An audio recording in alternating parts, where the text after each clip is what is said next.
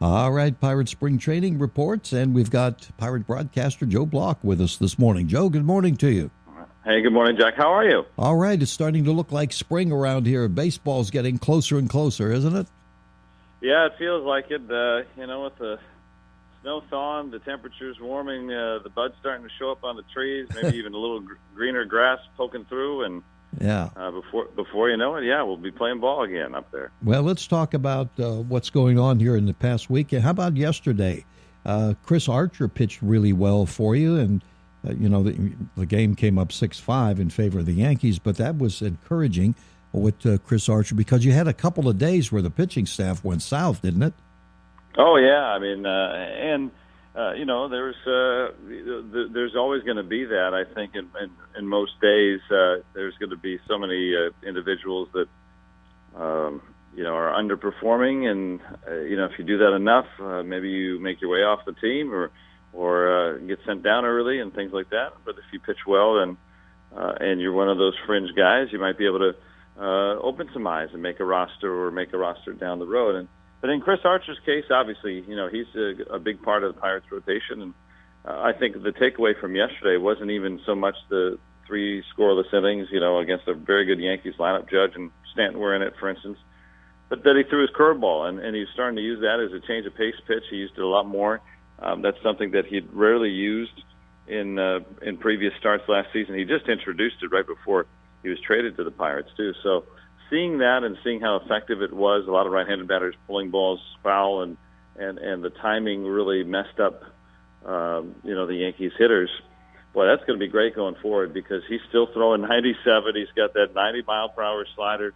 Those were sharp pitches yesterday, and then you use that curveball a little bit more. Hitters got to go up there thinking, what am I going to get from Chris Archer? And it looked like it yesterday. Yeah. Cervelli gave you a home run yesterday. Joe, what's the status on Diaz now? Well, it looks like the latest that we've heard that as he's recovering from illness, that it's questionable whether he'll be ready for opening day or not because he hasn't appeared even in the spring training game. And if you have an injury during the regular season, a lot of times a player will go down and get a few at bats in and maybe get a little bit of work and then get back out there. Well, that's with the benefit of already having spring training and maybe already playing some regular season games. And in Diaz's case, obviously, he hasn't done any of that. So, he still needs to pick up from last September when he was playing. So it might take him just a little bit longer to get back into game shape. So, but he shouldn't be too long. If he doesn't make the opening day roster because of that, then he shouldn't be far behind that. Mm-hmm. The other day, of course, Mitch Keller was sent to Indianapolis. When are the next cuts coming up? Not really sure, but with what do they got now? 54 still in camp. They've got to trim it down by 29 more. So, usually a few more days here. They'll get rid of some of the guys that need some work. Minor league games begin tomorrow. So, the guys that the first cuts aren't always the worst guys, so to speak. They're the guys that in Keller's case, J.T. Brubaker and a few others. These are guys that are starting pitchers.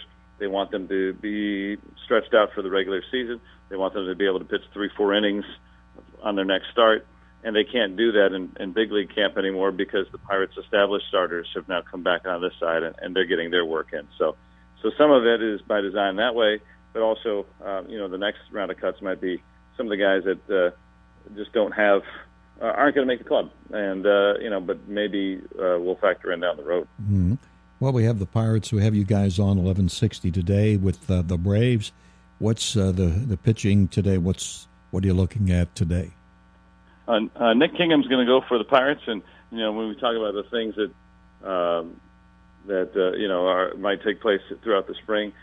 Kingham battling for that 5th spot in the rotation, coming off a very strong outing against the Red Sox his last time around and a very good Red Sox lineup because they were playing at home.